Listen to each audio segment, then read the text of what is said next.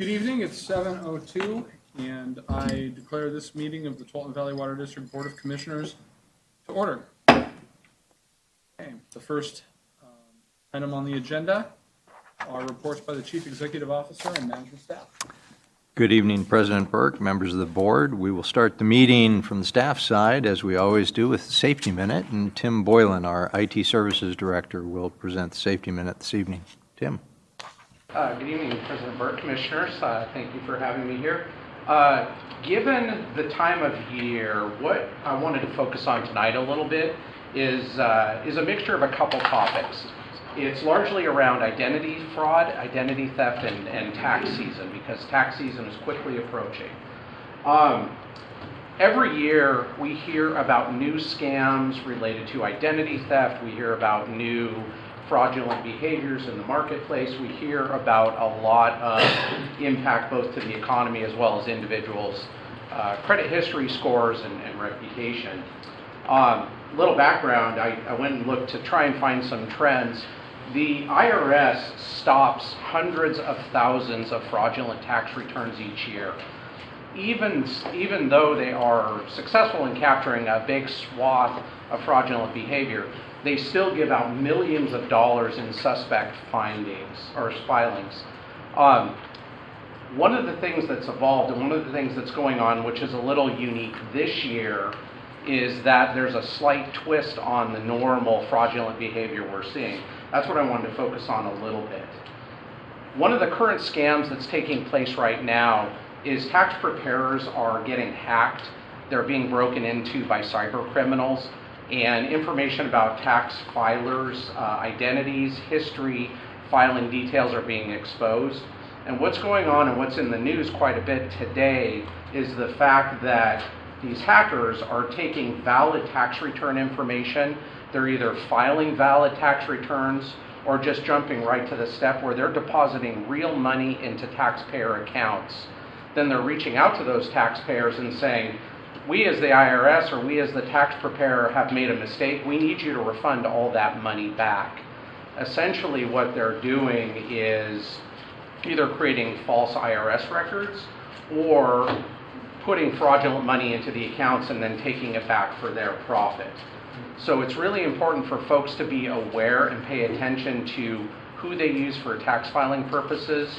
They need to keep an eye on credit reports. They need to be aware that they're susceptible to identity theft as well as fraudulent tax returns.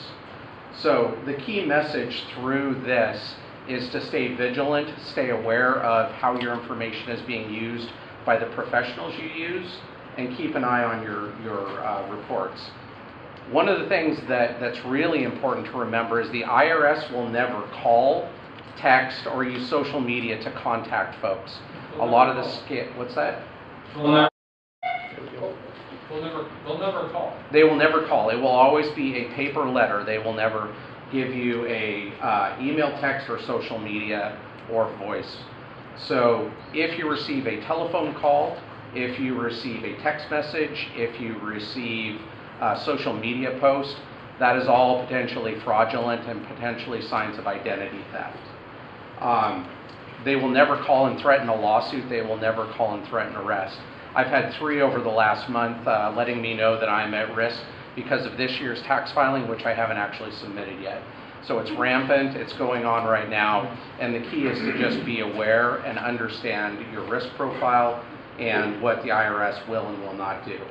There are 2 key government websites that are very helpful. You can go directly to the IRS website at irs.gov, or there's another federal website called identitytheft.gov, which provides information about what to do if you think you've been compromised or if you think that your tax information has been put out into the public domain.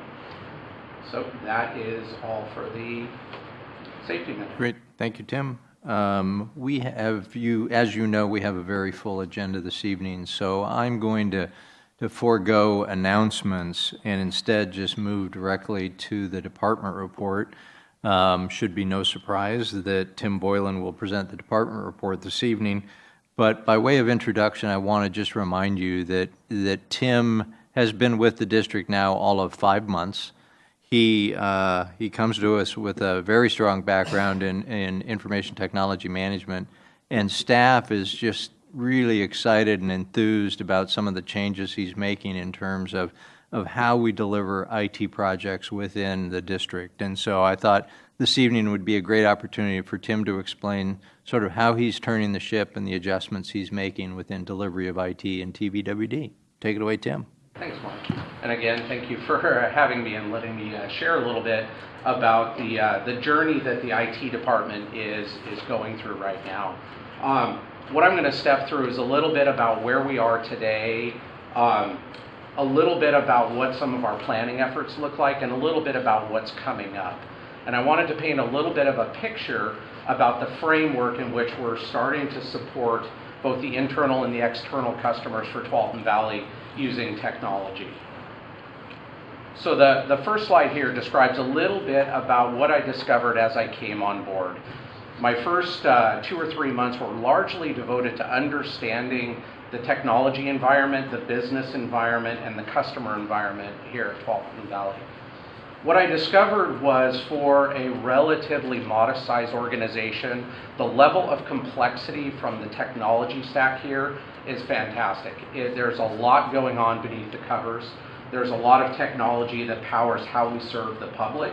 There's a lot of technology that powers how we serve internal customers. It was both exciting as well as a little bit daunting to start digging in and unraveling what we have, what we need to do to make sure that we're maintaining a high level of service, and what we need to do planning that going forward. So some of the things I've notated on the full plate here is we have a number of studies and recommendations that have developed over the years, whether it's part of the master plan, whether it's part of a communications study, whether it's priorities from the IMOC, the governance group, or whether it's the day-to-day work that IT needs to accomplish just to keep things moving. There's just an awful lot going on within the IT group. So one of the first things we started talking about as a technology organization is, why are we here? What is our purpose to support Tualatin Valley? That really drove some conversation within the group about what our mission and vision look like. So the vision is really, ultimately at the end of the day, to delight our customers by providing really high quality IT services. And the key there is right at the beginning when we talk about delighting customers. Most of the organizations I've worked at over the last 20 years, IT has been seen as a barrier, a deterrent, a hurdle, a stumbling block, whatever you want to call it. IT has always been in the way of trying to get business done. The goal of our group is really to turn that around, stand it on its head, and try and provide a service that is both in partnership with our customers as well as adding value. So the ultimate vision there is that aspirational goal. The mission, the day-to-day mission of this group is to make sure we're doing things in a competent, timely, cost-effective, and collaborative manner. Some of those words are things that we use every week in our IT staff meetings, as we talk with our customers, as we look at what our catalog of services is going to be. So we're trying to put a strong focus on the end user and the customer experience, and that really underlies why we have the vision and the mission that we do. One of the things that we need to really pay attention to as we start talking about how we deliver IT services is not only what we do, but how we do it. In the IT industry, there is a framework called ITIL. It stands for IT Infrastructure Library. It's a framework for IT service delivery that was developed in the 80s in England by the government, and then it's become a best practice across all IT organizations worldwide. This is the framework that we are going to use to structure what we do and how we do it. Some of the goals of adopting a framework like this: it provides predictability, customers know what to expect. It provides guidance for my team on how they need to deliver service. It shifts the focus away from the nuts and bolts of how we use the technology to what the outcome is.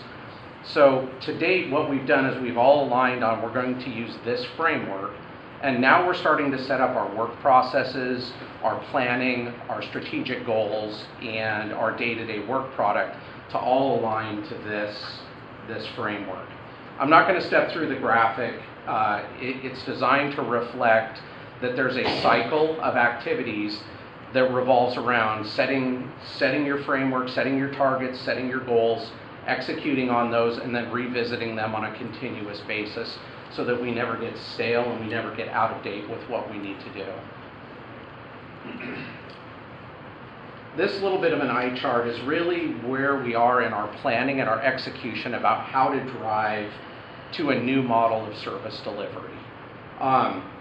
We took a look at what's going on in the district today and where we're going, and what we ended up doing is we divided that into four key phases. The things in those phases align to the major steps in the ITIL framework, and then we started developing what we're going to do at each phase to try and get to our result. So really in that first phase, we were trying to define what services we offer as an IT group, how we're going to manage intake from customers into the IT group, and then what we're going to do to really start optimizing the cost and value. We need to be conscientious about where we spend our money, where we spend our time, and where we're investing in both of those elements so that we're getting the biggest bang for the buck. That first phase of really defining what we do and how we offer it is complete. Now we're starting to progress through the next phases where we really look at what our next roadmap steps look like, what the next priorities of the district, and how we start aligning both our technology spend as well as our configuration. This is where I've started reaching out to my colleagues, the management team, to start understanding what they as a business leader need out of IT. So that's driven some really, really fantastic conversations, understanding where the district's going to go and how technology may play a part in that. Ultimately, what we're trying to do is march through this essentially on a quarter-by-quarter basis. Second quarter, really getting an understanding of the business needs and roadmaps. Phase 3 in the third quarter is really going to be standardizing processes. And then once we get through the core blocking and tackling, if you will, about how IT works, then we start giving the district more self-service options. We start partnering to allow for customized solutions, things like that. One of the key things that I touched base on there was early in the process we need to get a handle on demand, what the requests for IT services look like, how we can manage them, where do we have issues. So we need to balance what our services are, what the priorities of the district are, and what resources we have, because there are finite amounts of time and money that we can devote to providing service, and we want to make sure we're doing it in the best way possible. So one of the first things we did for that, and the board has heard a little bit of an update, is we implemented a new help desk product called ServiceNow. It's a IT service management software package that allows us to capture tickets, problems, manage our knowledge base. Really, it's the foundation of how we intake work, how we manage that work, and how we report back on how that's doing. I portrayed this in a number of management meetings to try and make sure that it's aligned with where my customers need to be. Our ServiceNow platform allows us to differentiate between an incident when something's broken, when it's a standard service request like ordering new equipment or software licenses, or addressing more complex projects.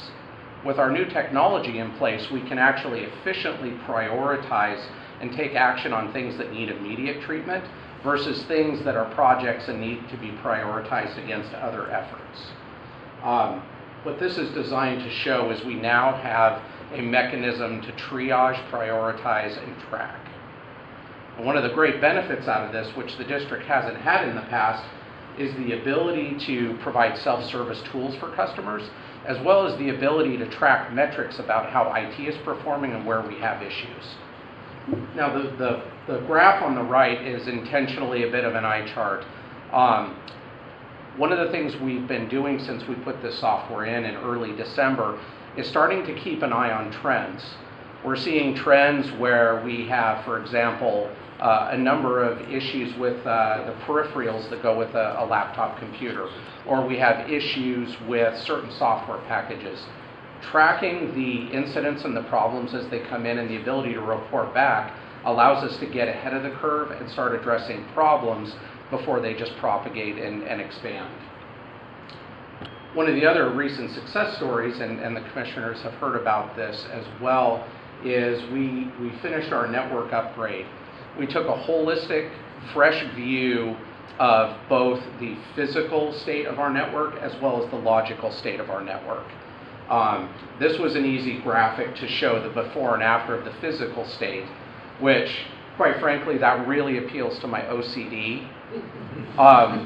The bigger benefit is in the logical configuration of the network. We put in redundancy, we put in security, we put in an architecture that we can expand as we move into our next generation of services and projects. But getting through that, the team did an amazing job. They designed it, they executed it, it went flawlessly, and I couldn't be more proud of the efforts that they put in. One of the last little pieces I wanted to share was the strategic focus and where IT is moving beyond just redefining how services are rendered and how we keep the lights on. There are a couple things that are queued up and that we discovered as I was onboarded and started working with my customers. One is we discovered that our CityWorks CMMS platform is due for an upgrade. We also have an upgrade coming with our GIS, or our Geographic Information Systems data. We need to start addressing those sooner rather than later. And then I know you've heard some updates about the fact that we're starting to move into our Customer Information Systems project. So from a big strategic initiatives point of view, addressing our CMMS platform as well as our customer information system are going to be primary activity drivers for the most part for the rest of this year and heading into the next planning cycle. In addition, the bar up at the top, the IT service delivery initiatives, that's the ongoing cycle of refining how IT operates, as well as making sure that all the day-to-day activities are taken care of. Now, before I wrap up, I do have a question for the board. One of the things I discovered as we were looking at the technology in play here is the technology we use to stream this board meeting. The technology that powers the online access and the audio stream from this meeting is out of date. We have a limited population of the public that can actually access that stream today. It's based on some older technologies where new smartphones, tablets, things like that are not getting the audio feed as expected. Is it Flash? No, it's a Microsoft technology that's been deprecated and it's no longer in use. I see. Silver Stream or... No. It even goes back a little earlier than the Silverlight that is most recently out. The issue is that it's working as defined, but it hasn't been upgraded to accommodate all the new technologies out there. So the question for the board is, given the fact that we now record the meeting and it's streamed both on YouTube as well as broadcast, do we still have an ongoing need for that live audio stream? And if I wanted to understand if the board had a preference about whether we should remediate that now or work that into some of our future planning, or if there's a specific position on that. Is the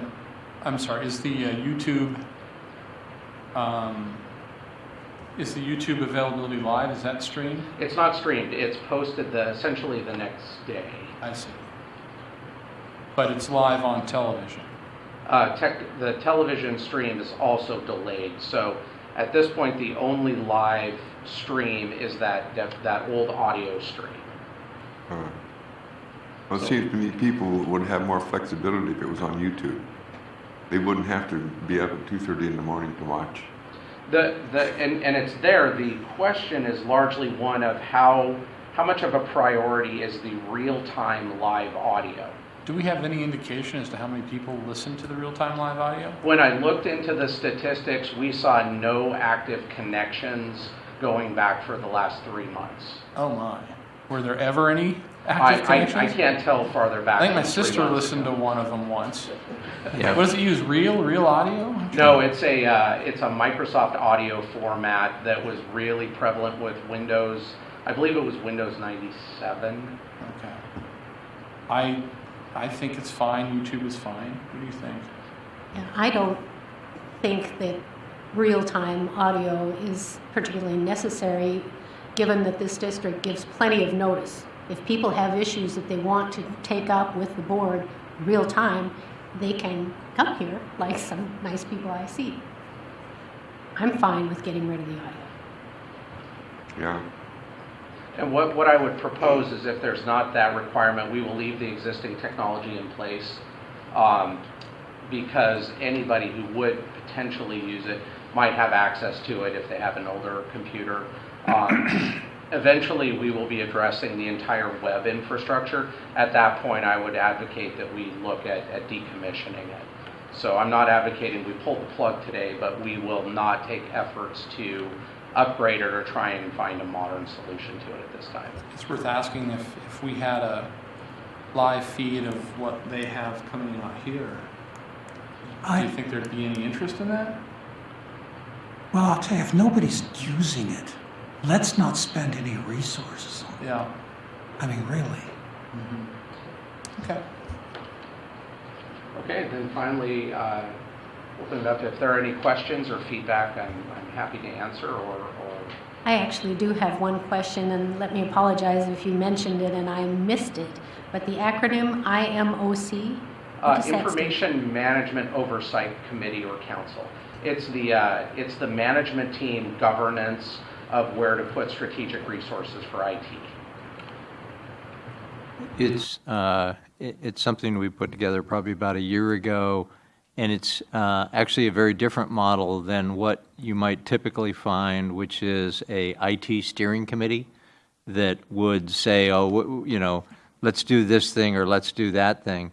Instead, the IMOC takes a much higher view in terms of the organizational needs and objectives and prioritize those objectives, and then turns it over to Tim and says, go figure out how to do this stuff. And so it keeps the managers out of the IT weeds and keeps them focused on the needs of the organization. It's actually working remarkably well. If there are no other questions, that concludes the staff report this evening. Okay, very well. At this time, I'd like to acknowledge the in the room here is former Commissioner Marilyn McWilliams, who served on this board so well for a number of years, and it's wonderful to see her tonight. I also never properly thanked her for this wind-up robot that she gave me. But thank you very much, and I don't think anyone would object if we extend all courtesies to you. Thank you for coming today. Yeah.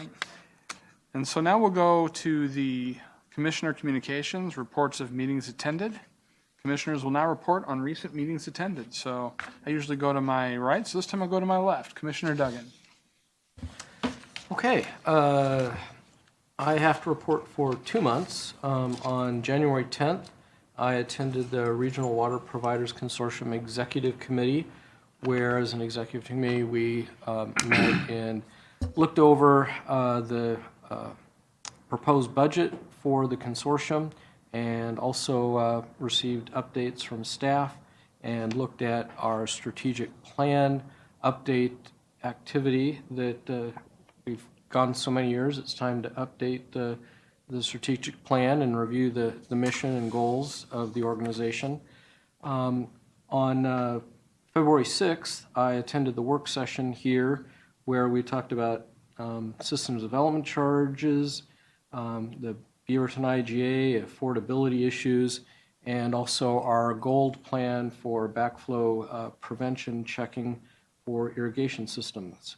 On the 7th, I attended the Regional Water Providers Consortium board meeting itself, where we considered and approved the budget that is pretty much a stay-even budget using some carryover from the previous year, where not all staff positions were fully filled to keep dues at a flat level, and also fund some one-time tasks that were things like housekeeping items, updating some of the brochures, things like that.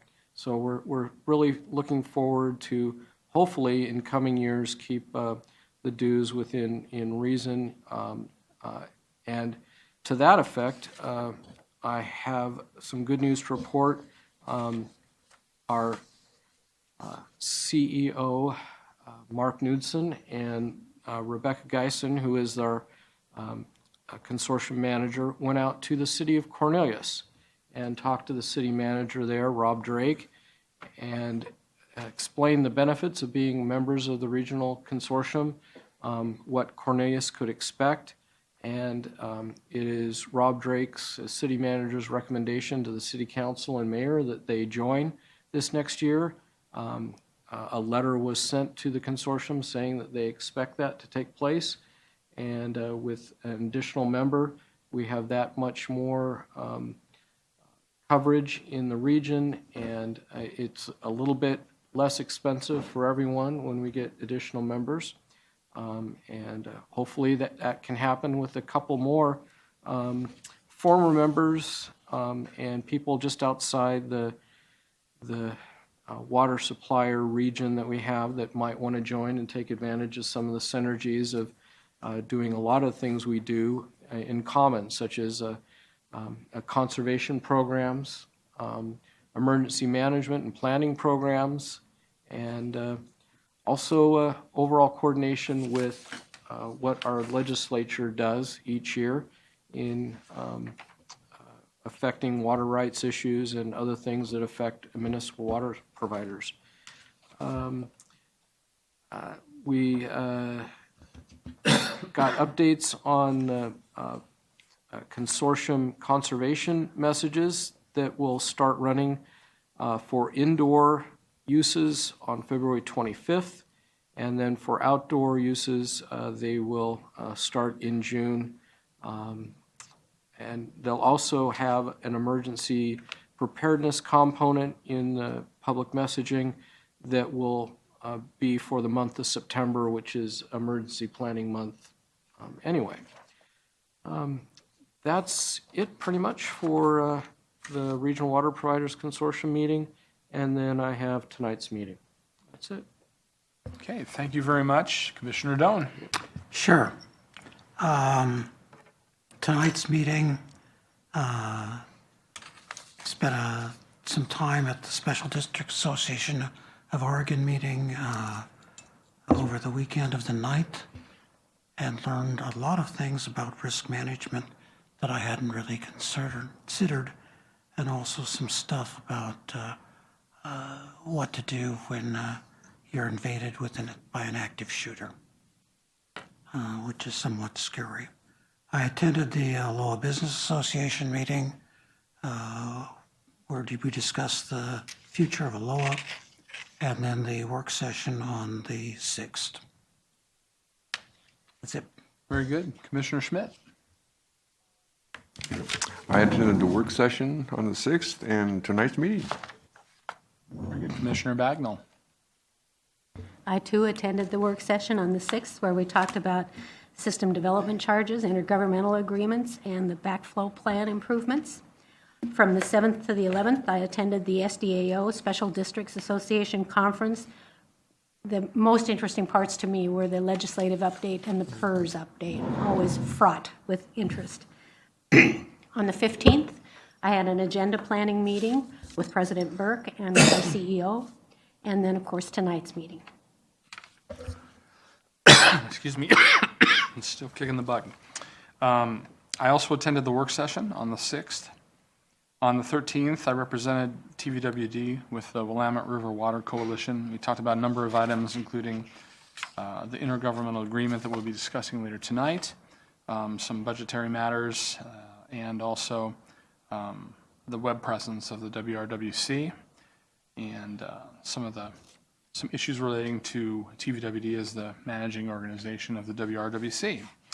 On the 14th, I attended a meeting of the West Side Economic Alliance representing TVWD, where there were presentations made by the president of Portland State University and Pacific University. And I always like going there. It's always interesting to meet other people in the industry. And I was able to meet some young interns who are trying to get into the water industry. Very interesting stuff. Then on the 15th, I attended the agenda setting meeting with Commissioner Bagnall and our CEO, and then tonight's board meeting. And so that is all. Does anyone have any topics to raise tonight? No new topics? Okay, very good. This is normally the period of time when we have public comment, but there is no public comment tonight so far as I can tell. So we will go directly into the consent agenda.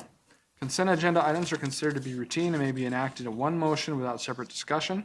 Any board member may request that an item be removed by motion for discussion and separate action. Any items requested to be removed from the consent agenda for separate discussion will be considered immediately after the board has approved those items which do not require discussion. And on the consent agenda tonight, we have two items: approve the January 17th, 2018 regular meeting minutes and approve the February 6th, 2018 work session minutes. So, motion to approve the consent agenda. So moved. Okay, moved by Commissioner Schmidt, and second by Commissioner Doan. And so, with that objection, we will approve the consent agenda. Okay, now we'll go to the business items. The first item tonight is consider adopting resolution number 0318, a resolution amending system development charges for the Tualatin Valley Water District and declaring an effective date. So very brief introduction. As you know, every year we update the system development charges to reflect any changes or increases in construction costs over the preceding year. So this evening, Bob Shields of our finance department is pinch hitting for Paul Matthews, who is away, and Bob will provide the staff report on the proposal to update system development charges. Bob.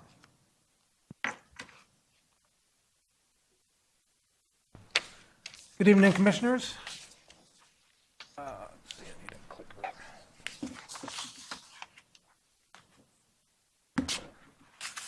So tonight we have a real brief presentation on the for Resolution 3-18. We're going to go over the overview of the system development charges, the process the district goes through in updating them, and the history of the past few adjustments. We're going to also propose an adjustment tonight in Resolution 318. So we're going to look at a comparison to the other communities in the area, and then we're also going to look at other SDCs in the Washington County unincorporated area.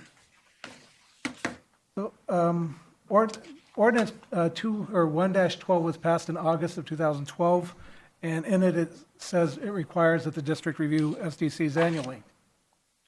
So tonight we're going to be presenting an adjustment to the SDCs based on the change in the engineering news record. We use the construction cost index for the Seattle area, one of the 20 cities that the ENR indexes each month. So we look at this method also complies with Oregon SDC law found in ORS 223. So these are the past several SDC adjustments going from March of 2012 to last year. I'm sure you're dying to know that the annual rate of growth is 3.6%, as you can plainly see on the chart here. So we're looking at proposing a SDC of $7,358 for a 5/8 by 3/4 inch meter, and which is up 7.72%, which is the change in the ENR index. The other meter sizes we have are also listed there. The 5/8 by 3/4 inch meter represents about 90% of the district, of meters in the district. So it is far and away the major size that we have. We also do have larger meters, larger than the 1.5 inch, and for those we do a calculation for the SDC based on the amount of water that they want to take. And using their numbers, we calculate a peak day component for the ERU and a storage day component. And you can see the proposal there of the breakdown between the peak day and the storage unit. This is a chart of where we're at currently with the 6,831, and where we're proposing to go with tonight with the $7,358. see the other entities there and where they sit. And this is the SDCs for the unincorporated area of Washington County, what a developer would pay in charges to the to get their services, to get their permits. And so you can see water in the blue there is 7,358, and how that compares with the other the parks and the transportation and the sewer and the surface water SDCs. So. I want to compliment you on a really cool choice of colors. I love it. Thank you. You can see those. That's good. Thank you.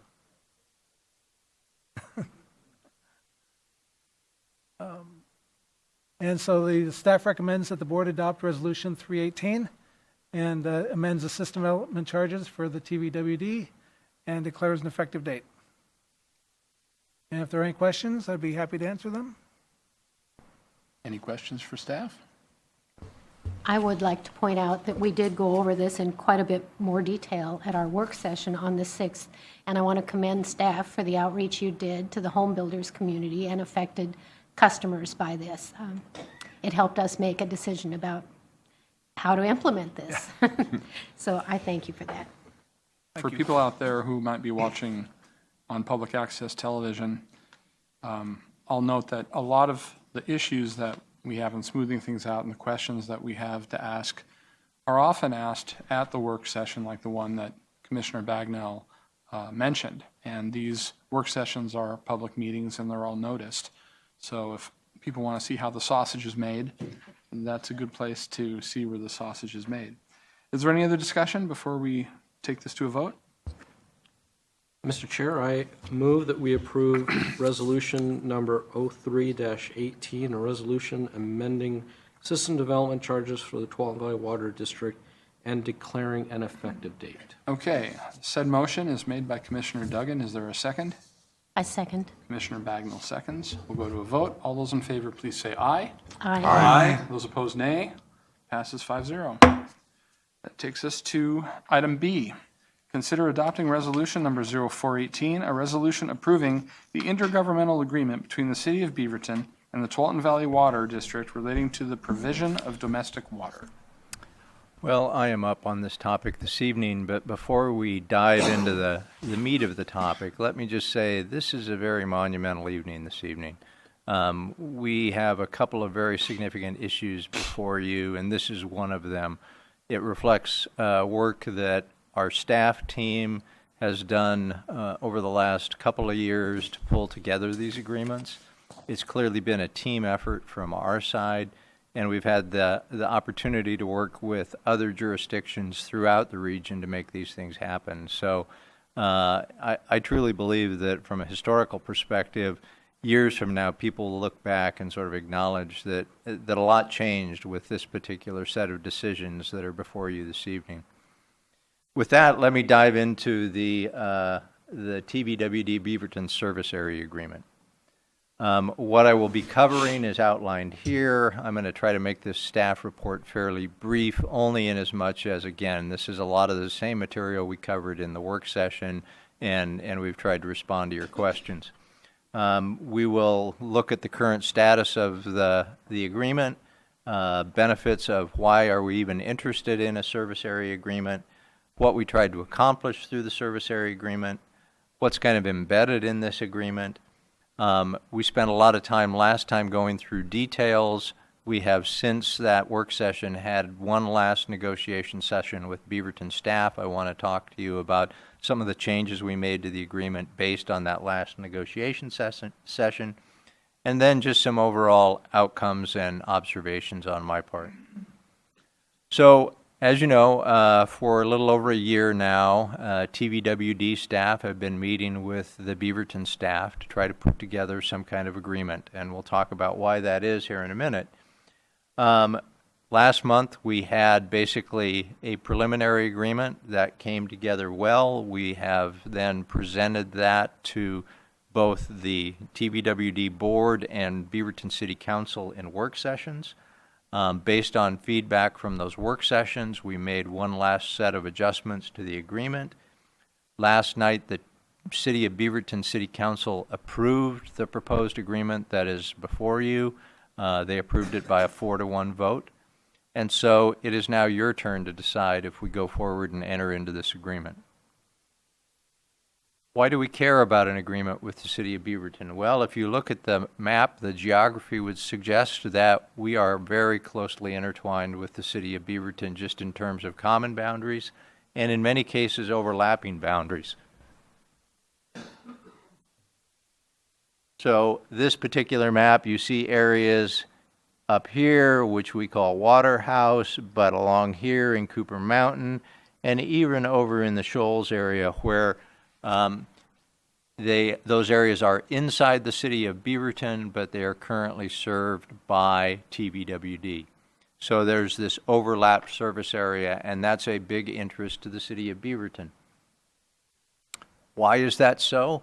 Well, historically, we've tried to use what are called urban services agreements. Urban service agreements are essentially established by state statute as a planning and coordination tool between cities and special districts to make sure that in these overlap areas there's a common set of interests and a long-term plan on how customers in those overlapped areas will be served. So in 2003, we established a urban services agreement with Hillsborough. In 2006, we approved a urban services agreement with Tigard. Those particular agreements are perpetual. They establish durable service area boundaries. They're comprehensive in terms of their nature in that they address other service providers as well. They are in compliance with the state statute. So ORS 195 says that all special districts that have these overlap service areas should have service area agreements or urban services agreements as established by ORS 195. I will tell you, or Clark will tell you, there are very few cities and special districts that actually have those agreements. Why is that important? Well, it allows the kind of planning that is necessary to make sure that we provide reliable services in those areas, that we don't have kind of competing between the cities and the special districts in terms of how those areas will be served or where they will ultimately be served from. And that, in turn, contributes to efficient service and economic service. So again, all of that is outlined in this slide, but it's all about planning for aging infrastructure, planning for resiliency, planning for financial certainty, which allows us to be able to meet the needs of our customer in the most efficient ways possible, allows for coordination of operation and maintenance, and at the end of the day, from my perspective, it also allows for effective customer service, that our customers understand who their water service provider is, and I think that's really key. I mentioned state statutes govern how this is done. Again, ORS 195 includes requirements associated with urban services agreements. ORS 197 basically says that water providers have service area boundaries, and to that end, there is an obligation to serve within those service areas. And so the customers have an expectation that they will get service, and we want to make sure that that's planned and coordinated. And then ORS 222 is very important in terms of the nature of this particular agreement. And it has a couple of things that are particularly relevant for the discussion this evening. The first is that local water mains, service installations, structures, facilities, and improvements necessary to serve the area withdrawn can be subject to withdrawal. What that means in simple English is that if a city moves in and withdraws assets, they get to withdraw the assets of things like mains in the street, the service line to the meter, as long as that's the only service that it provides. Similarly, there's another part of the statute that says if there are assets that are required to serve other customers that are not withdrawn, those assets are retained by the special district. And that's very important because in these areas where we have sort of overlapping service area boundaries, we have pipelines that kind of run through the area that may provide service outside that area. We have tanks that are outside that area that provide storage to serve that area, but it provides storage to serve other customers as well. And so we the downside is that we have to give up and are subject to withdrawal of some of the local distribution assets, but we're also protected in terms of assets that are used to serve other customers outside the withdrawal area. Any kind of negotiation like this, it's really essential to think in terms of the interests of each of the parties. And so I've outlined here what are the interests of the parties. In the case of TVWD, we wanted to try to achieve long-term financial certainty. We wanted to achieve certainty of our facility requirements, to know who we were going to serve, where we were going to serve them, so that we limit the risk of having stranded assets or underutilized assets, and that similarly we can fully exercise the assets that we have in the ground, but we don't overbuild to serve those areas. We also want to limit the financial impacts of those withdrawals. As you can imagine, where we've got these overlapping service areas, if the city were to withdraw some of the assets, it can have a huge impact on our operations, on our construction, on the ability to make those changes. We want to make those changes and cutovers as efficiently as we possibly can. In the case of the city of Beaverton, what they wanted to accomplish was lower rates. They recognized that TVWD's rates are increasing, and they believe their rates are going to remain fairly stable. And to that end, they believe that to protect the financial interests of their citizens, they need to be the water service provider for the citizens within the city. They also want to capture, for the same reason we do, the economies of scale associated with having a larger service area. They also have a fundamental policy that they've established that they want to be the water service provider inside the Beaverton city limits. Basically, they want to provide that service as a service to the community. And the other thing that they want out of this whole conversation is to be able to obtain an interest in the Willamette water supply system.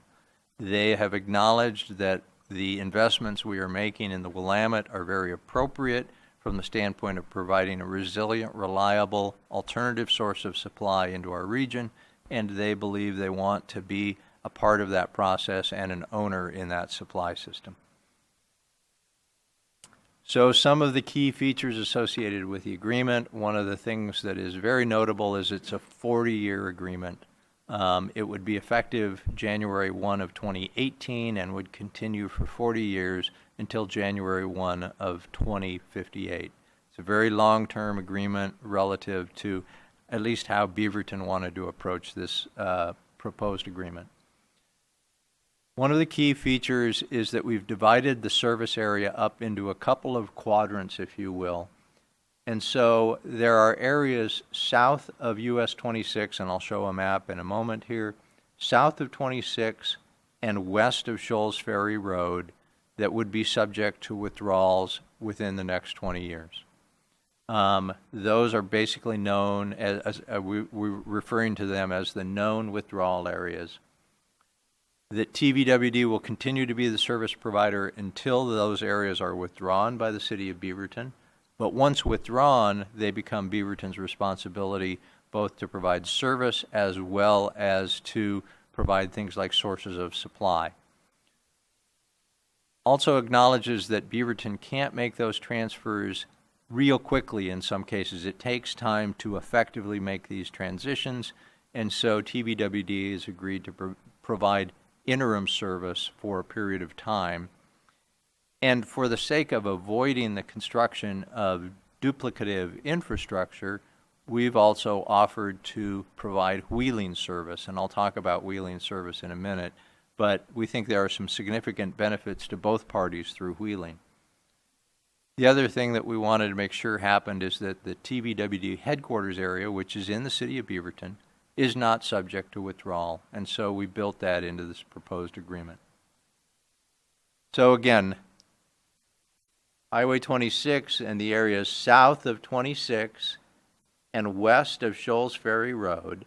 So here's 217 Shoals Ferry Road, Washington Square is right here. These areas would be subject to withdrawal if they are inside the city of Beaverton and currently served by TVWD.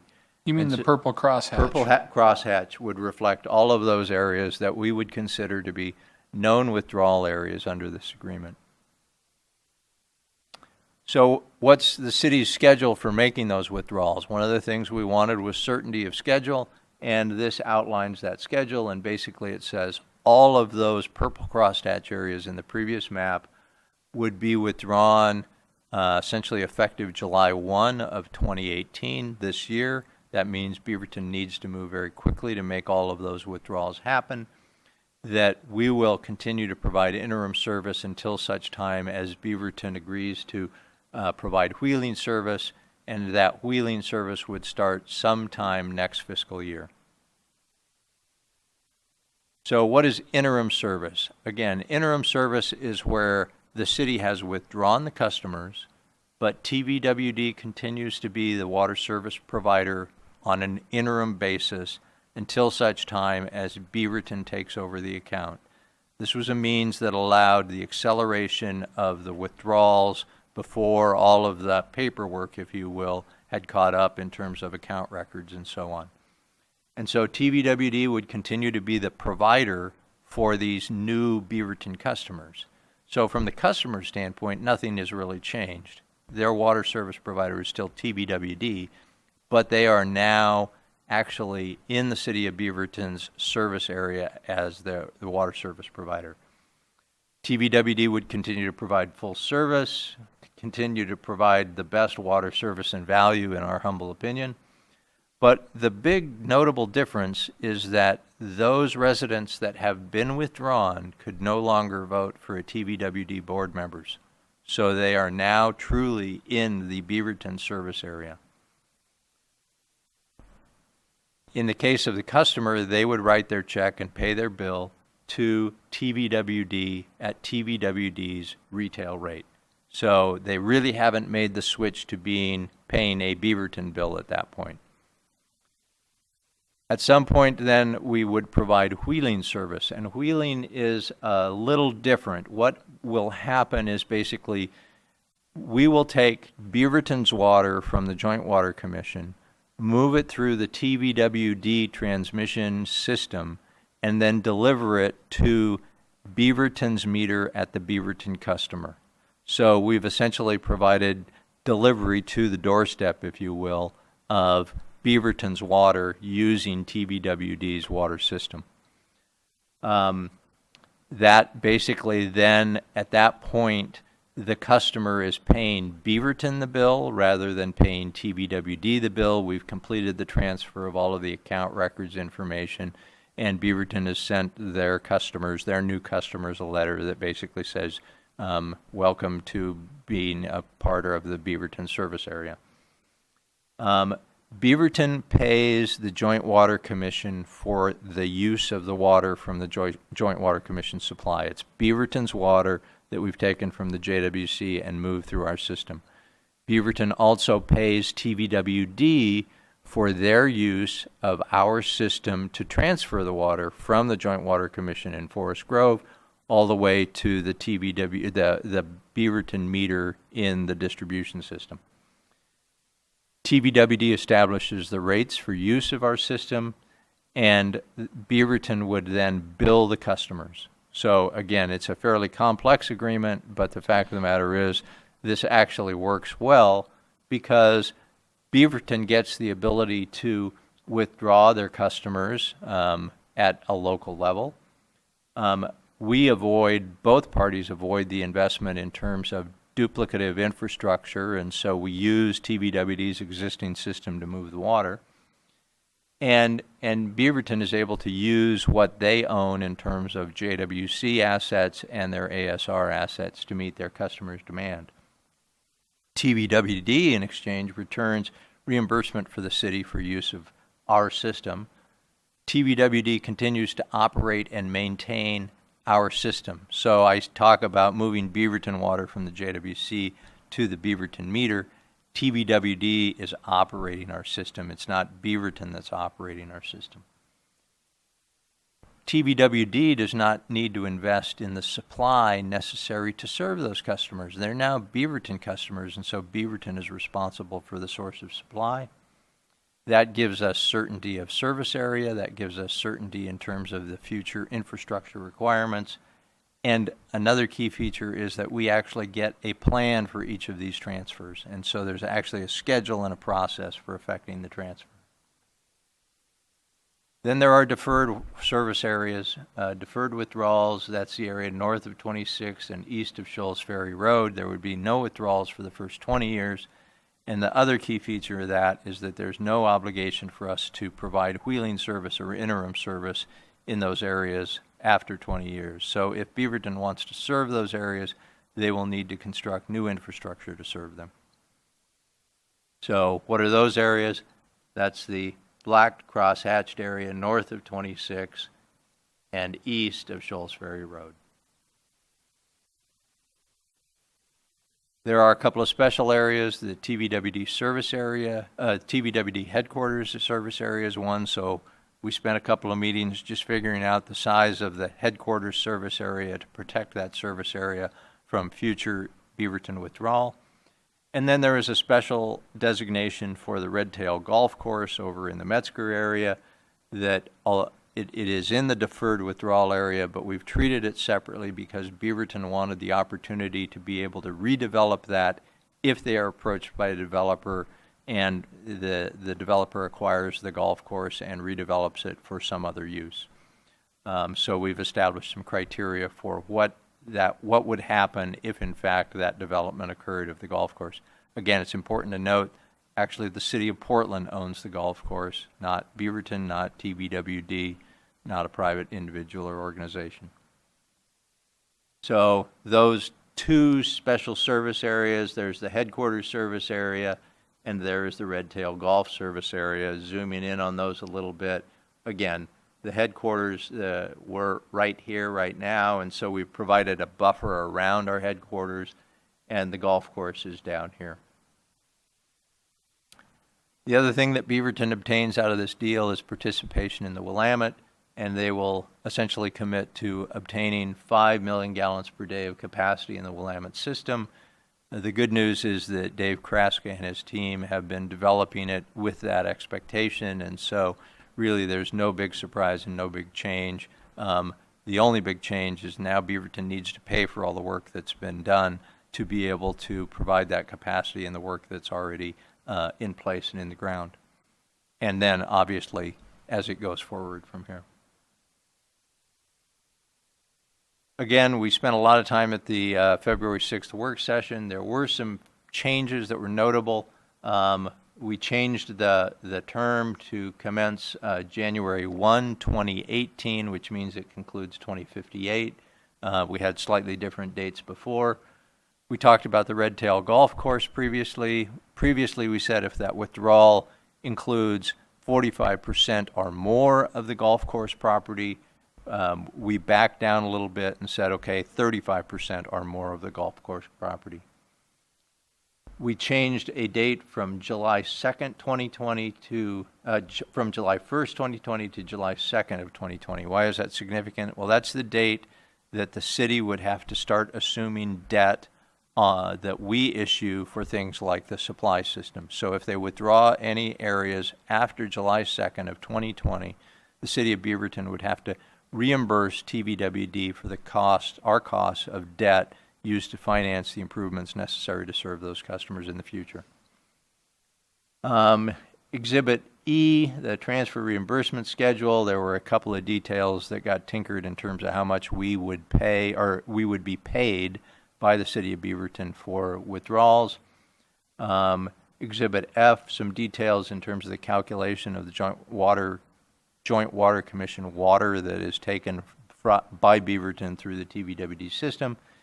And last but not least, in response to a request by one of the Beaverton City Council members, we changed the schedule for routine meetings of the TVWD Board and City Council to once every 2 years rather than once every year. What, don't they like meeting with us?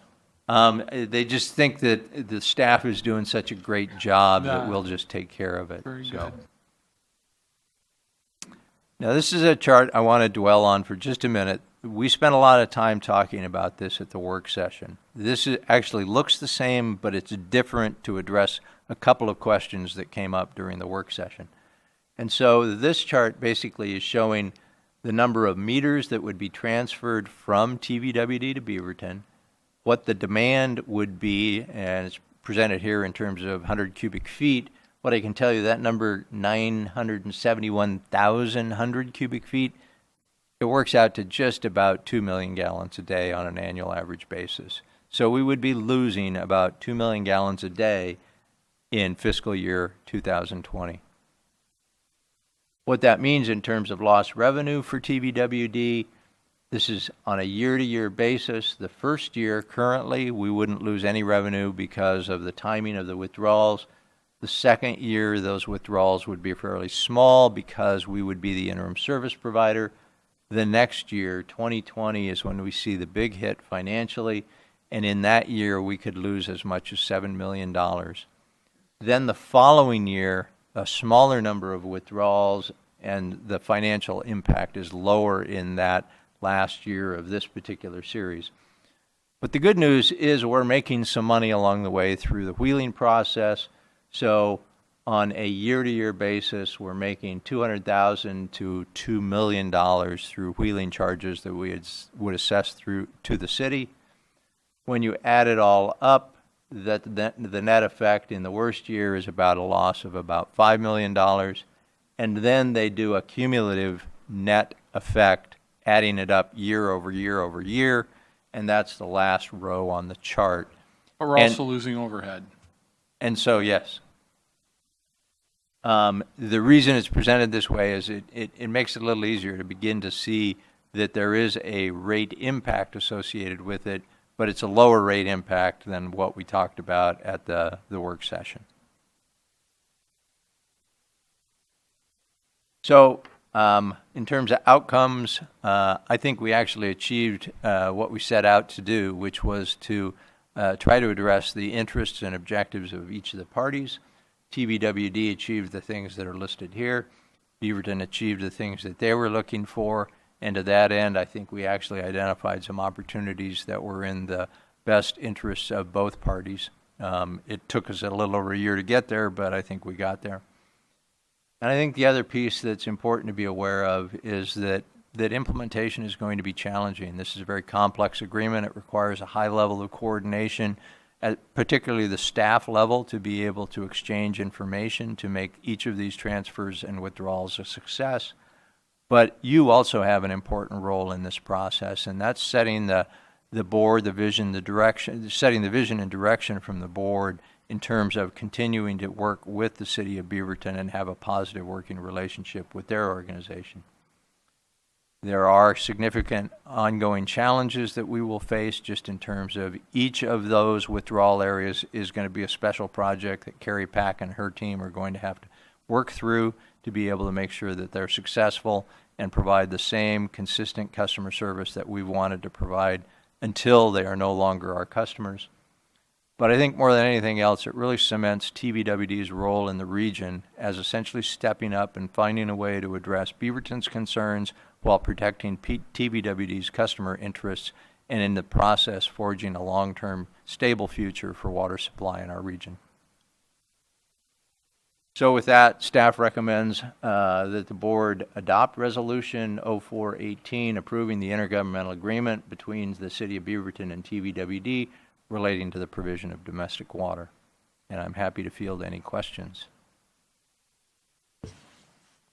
Are there any questions? We've gone over this in the work session. Yep. I'm content with it. This has been in the works for a long, long time, and we've asked, I think all of us have asked a lot of questions, and this presentation, sort of a review. One last comment. I would like to acknowledge Harry Bodine sitting over my right shoulder. Harry has followed this issue since I've been at the district for the last 10 years, and he has asked very thoughtful, probing questions. He clearly has been a huge supporter of TVWD's interests and concerns through this process, and I truly appreciate the fact that Harry has really had the commitment and conviction to follow this through, in some cases probably even more thoroughly than the staff has. So thank you, Harry.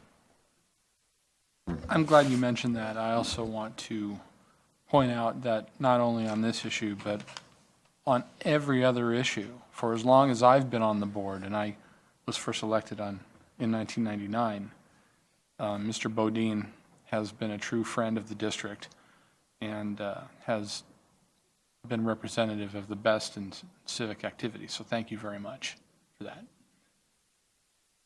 I too would like to thank and commend the staff because this has been a long and at times very arduous process. I remain a little bit dissatisfied with the terms of the agreement, but I guess in any agreement between two parties, if both parties feel like they lost a little something, then maybe it was good for both of them. I particularly am a little concerned at Beaverton's lack of desire to meet with the TVWD board because I think many of their comments at their work session displayed a distinct lack of understanding of what a special district brings to our customers. And I think that's sad. Any other comments? Yes, I'd like to, again, echo the compliments of staff. This has been a very difficult and long overdue agreement.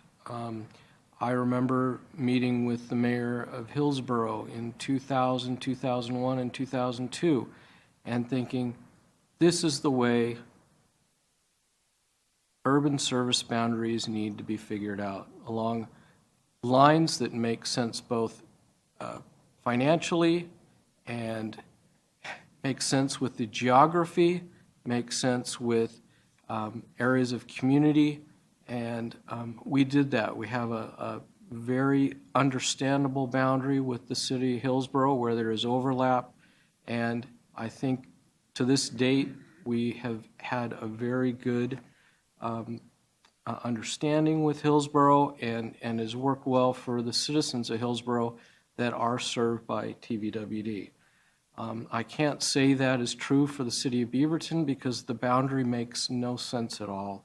And in fact, this agreement further complicates the overlap and just puts off a number of very difficult questions that need to be answered eventually. And I think it will sort itself through in the next 10 years, both financially and politically. However, I will abstain from voting on this particular item. I've tried to stay out of the midst of the discussion because it directly involves my employer, and therefore to remove any doubt or any perception of a conflict of interest, I will abstain. Commissioner Doan, did you have something to say? I think I've said it all. I appreciate the valiant efforts of the staff who never gave up hope that we'd reach an agreement. And I think that shows a lot of what they're made of. Yeah, staff has done a great job on this. I would add, this has truly been a team effort. I had the honor of essentially leading the team, but I need to really call out Carrie Pack as the chief engineer, Paul Matthews as our CFO, Clark Balfour as our steady hand on the wheel in terms of legal support. And I want to also acknowledge Pete Boone in the back of the room, who has also really looked out for the operations of the system to make sure that we could make these transfers as effective as possible. So it's been a great team. We also had Norm Meter of CFM Communications, who worked with us, who essentially provided strategic advice along the way. So it's been very much a collaborative effort on the part of TVWD's team. Something that that our CEO said earlier, I want to underscore, and that is the importance of this agreement, how it is a landmark agreement. There are things about it we don't like. There are things about it that the city of Beaverton doesn't like. But without this agreement, I think we would have seen a lot more chaos, expensive chaos, in the process of providing water to each of our respective customer bases, the possibility of duplicate construction, wasted money, the resulting increases in rates. I won't even talk about the franchise fee, which complicates it a little bit. And without an agreement, with those kinds of things going on, it makes it hard to predict what to invest in, what to build. It would have reached a point in the not too distant future where it would have been expensive and in some cases even chaotic, the process of determining how water is to be provided for particular groups of customers. And this agreement at least stops that and gives us a predictable path forward. I'm confident that over the years, as the situation evolves and becomes better understood, and there are changes on this board and there are changes on the city council, that this agreement could be tweaked for the benefit of all of our ratepayers. I think there's certainly room for improvement, but at least we have stopped the potential for the kind of damage that could have taken place to our respective water districts. We have preserved the ability to provide high-quality water at affordable rates on a consistent basis in both Beaverton and the Tualatin Valley Water District.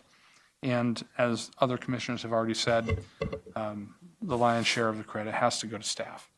And so with that, I will entertain a motion to adopt resolution number 4-18. I'm sorry, 18. Yeah, it is 18, yeah. Resolution 04-18. Do I hear a motion? So moved. Moved by Commissioner Doan. Is there a second? Second? Second by Commissioner Schmidt. All those in favor, please say aye. Aye. Aye. Those opposed, nay. Abstentions? 1. Commissioner Duggan abstains. Passes 4-0-1. Okay.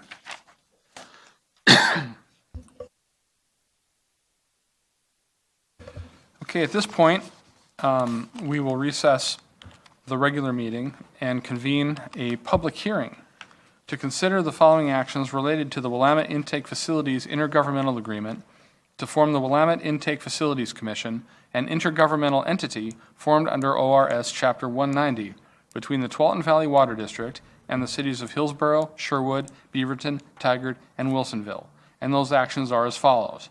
To consider approving a motion to be read by title only, ordinance number 01-18, conduct a public hearing, consider adopting ordinance number 01-18, and consider approving a motion authorizing the chief executive officer to execute the intergovernmental agreement following execution by all other parties. And so at this point, we will have a staff report.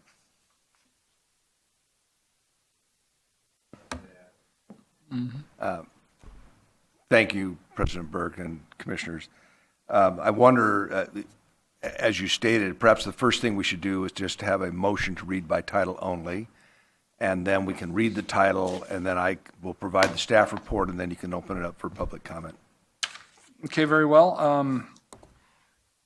It's well received. I will entertain a motion to read by title only, ordinance number 01-18. So moved. Second. Okay, all those in favor, please say aye. Aye. Okay, it is approved. I'll read the title, ordinance number 01-18, an ordinance approving the Willamette Intake Facilities Intergovernmental Agreement to form the Willamette Intake Facilities Commission, an intergovernmental entity formed under ORS Chapter 190 between Tualatin Valley Water District and the cities of Hillsborough, Sherwood, Beaverton, Tigard, and Wilsonville. Okay, very good with that. I will open the hearing on the item. Hearing is open. Is there any public testimony? Before we have public testimony, I'll just run through a few things, and that may focus the testimony. Okay, very good. So you have our staff report, which is in the packet regarding the formation of this entity, and this is something this is the culmination of years, literally, of negotiations between the parties that were mentioned in the title of the ordinance. You were presented with this agreement at various times. You had a work session back in November.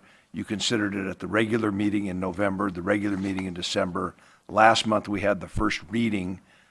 So The board has spent a lot of time discussing this, both in work sessions as well as in this public forum, the regular meeting. So I won't go through the specifics of the agreement. I think that it's stated in the staff report, and it's also in the document itself, which you've had more than many opportunities to read. I think there are just a couple of things, though. This agreement is the linchpin of a series of other agreements. And if you recall, a year ago, we approved a ground lease with the city of Wilsonville. We approved a First Amendment to our 2000 agreement with Wilsonville for the Willamette River Water Treatment Plant and the property down there.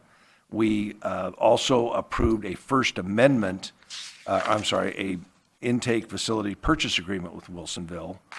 And so those documents then were approved, but then placed on hold while we pursued this agreement. And this agreement performs the governance structure for the WIF intake. There's a series of exhibits that you can see attached that are the fundamental operating principles. They provide for real property interest as well. And then there are other agreements that will come later. In fact, some agreements that will come later on the agenda tonight in terms of the purchase and sale agreements with the other parties for the intake facilities. And then there will be other documents that follow. There will be project agreements for the actual construction. There will be an easement agreement for the pipeline coming out of our property and into the Wilsonville right-of-way. So this document sets up not only the final execution of documents you approved a year ago, but now this as well as some future items.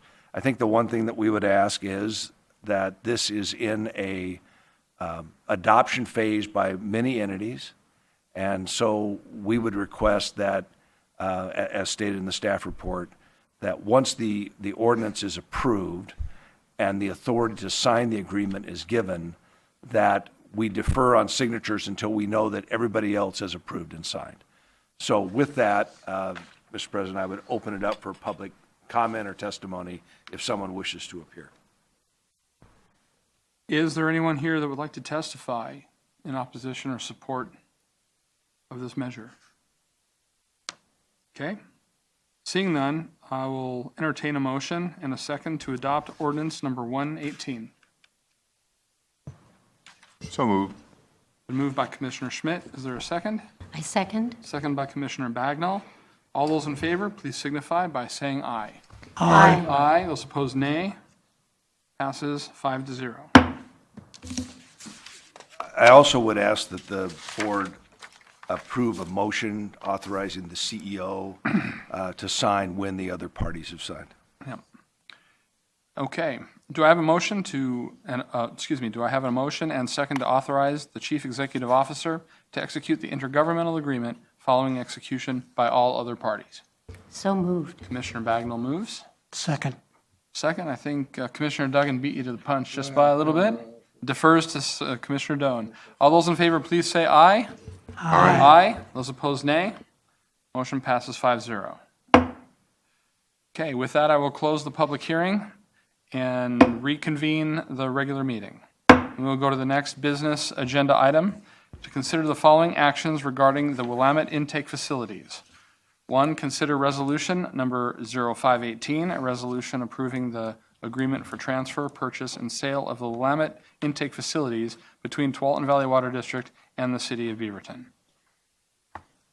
Okay, is there a staff report on this item? Mr. Balfour is going to provide the complete, thorough details associated with each of these items, but I will just provide a quick summary that says, as we've discussed with you, you know that we're selling essentially surplus capacity in our existing asset in the intake at Wilsonville to each of these parties in the shares that are identified in each specific resolution and adjoining agreement, and this is what essentially gives them the interest in the intake to form the WIF commission that you just approved.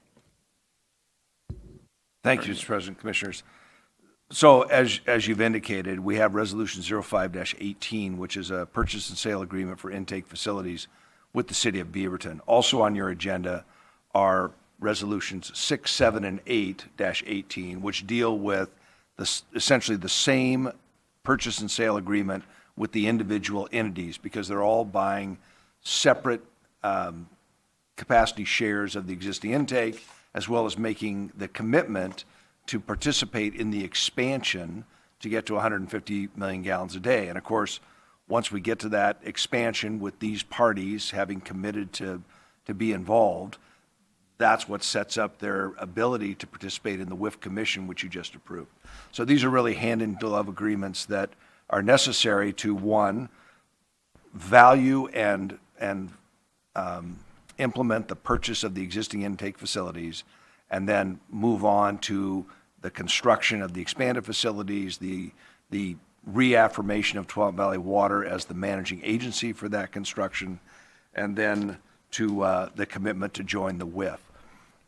There are slight variations in the agreements between all of these parties depending on the quantity or capacity purchased. There are some slight variations on a couple of items to be purchased because Sherwood, for example, already has an existing interest in the plant and the intake. So some of the things that they're buying are not necessarily to be purchased by others. So while you might see some slight variations, the fundamental deal points are the same. And essentially it is everybody will approve these agreements. It will have an effective date of March 1st. Twelfth Valley is going to be paid for these proportionate shares of the existing intake facilities that it's selling by May 1st. And then we're proceeding with the construction of the expanded intake facilities, and that will mean that as actual costs are incurred, everybody will pay their proportionate shares of those costs. And there's also a provision for recapture of money that Hillsborough and Twelfth Valley have already spent to date on this process. So I think in view of the hour, I would suggest to the board that you could adopt a motion that adopts all the resolutions at once, if you feel comfortable doing that. I would only ask, though, that you specify in the resolution that, or in the motion, that you move that resolution 05-18, 06-18, et cetera, with the cities of, be approved. And I think if we do that, we don't have to run through each one. But if you want to run through each one, I'm more than glad to give you the speech 4 times.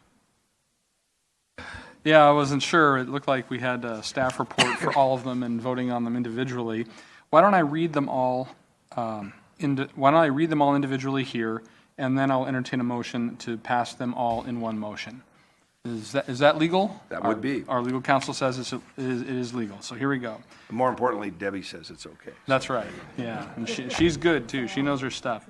Okay, we will be looking at adopting 4 resolutions in one motion, including resolution number 5-18, a resolution approving the agreement for transfer, purchase, and sale of the Willamette intake facilities between Tualatin Valley Water District and the City of Beaverton. Consider adopting resolution number 06-18, a resolution approving the agreement for transfer, purchase, and sale of the Willamette intake facilities between Tualatin Valley Water District and the City of Hillsborough. And consider adopting resolution number 07-18, a resolution approving the agreement for transfer, purchase, and sale of the Willamette intake facilities between Tualatin Valley Water District and the City of Sherwood. And finally, consider adopting resolution number 08-18, a resolution approving the agreement for transfer, purchase, and sale of the Willamette intake facilities between Tualatin Valley Water District and the City of Tigard. Do I hear a motion to adopt all of these resolutions in one motion? So moved. Moved by Commissioner Doan. And I second. Seconded by Commissioner Bagnall. All those in favor, please say aye. Aye. Aye. Those opposed, nay. They are passed 5-0. Okay, now the next item on the agenda that we have is to consider appointing a representative and alternate from the Tualatin Valley Water District Board to serve on the newly formed Willamette Intake Facilities Commission. I'll just a very quick staff report. Now that you have formed or approved the formation of the Willamette Intake Facilities, that agreement establishes that there will be a board. That board is going to be represented by each of the partners, and TVWD is obviously one of those partners and will have a seat at that board. I would ask that the TVWD board designate who that representative is going to be to the Willamette Intake Facilities Commission board, and also designate an alternate, because we want to make sure we're always represented in those meetings. So with that, it's really up to you in terms of how you would like to proceed. Very good. I think I received a communication from Commissioner Doan, I would like to be the representative. and, Alternate. okay, does anyone else have a desire to be the representative or the alternate? Okay, seeing that, I'll accept a motion to appoint Commissioner Doug as the representative to this commission and Commissioner Schmidt to be the alternate. I guess I'll, Mr. Chair, I move that we appoint Jim Doan as the representative and Commissioner Schmidt as the alternate to the Willamette Commission there. second. I second. Commissioner Bagnell seconds. All those in favor, please say aye. Aye. Those opposed, nay. Approved 5-0.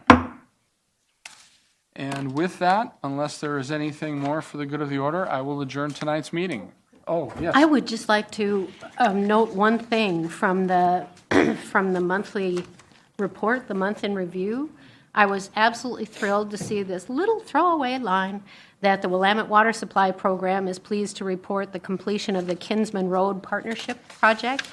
It is a major success, considering that it was completed on budget and 6 months early. I think that's a wonderful start to the supply project, and thank you. Dave Kraska has assured me that that's just the beginning, that all of the projects are going to be delivered under budget and within schedule. So. Very good. This has been a big meeting, and over time, people will recognize that this was an important moment.